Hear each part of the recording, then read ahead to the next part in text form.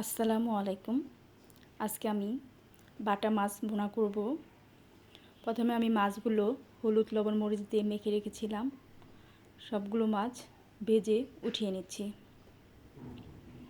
মাছ ভাজা ওই তেলেই আমি এখন পেঁয়াজ কুচি দিয়ে দিলাম।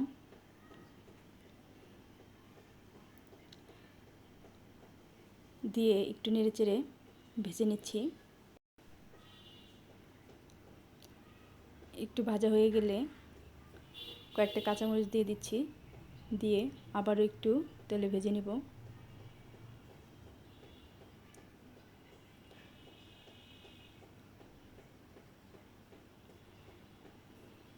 আর একটু নেড়েচেড়ে পেঁয়াজটা একটু ভালো করে নরম করে নেব।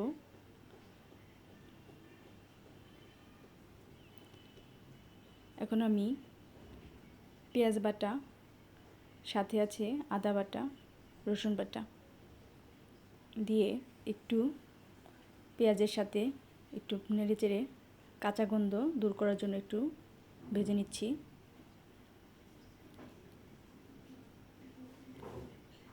এখন আমি মশলাগুলো অ্যাড করলাম।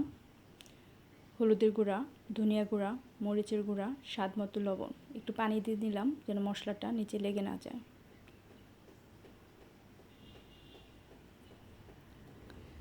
ভালো করে মশলাটা কষানো হয়ে গেলে কেটে রাখা টমেটোগুলো দিয়ে দিচ্ছি। দিয়ে মশলার সাথে কষিয়ে নিব।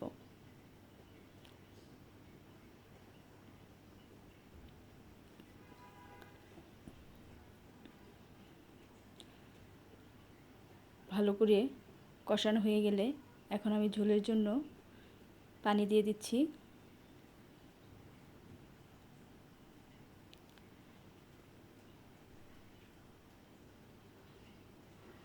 এখন আমি ঢাকনা দিয়ে কিছুক্ষণ ঢেকে রাখবো।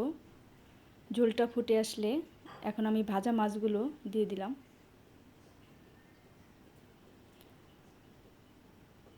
সবগুলো মাছ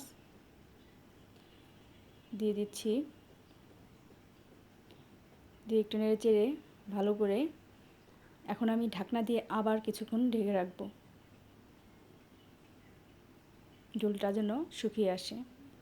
ঝোলটা যখন একটু টেনে আসবে তখন আমি একটু নেড়ে দিয়ে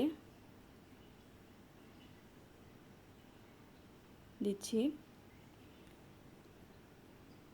এখন আমি ভাজা জিরার গুঁড়াও দিয়ে দিলাম। দিয়ে আবারও একটু নেড়েচেড়ে কষিয়ে নেব। আর একটু ঝোল শুকিয়ে আসলেই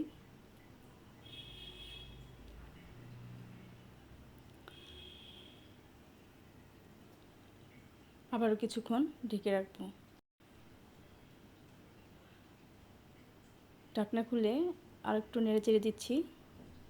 হয়ে গেল আমার বাটা মাছ ভুনা। ধন্যবাদ সবাইকে।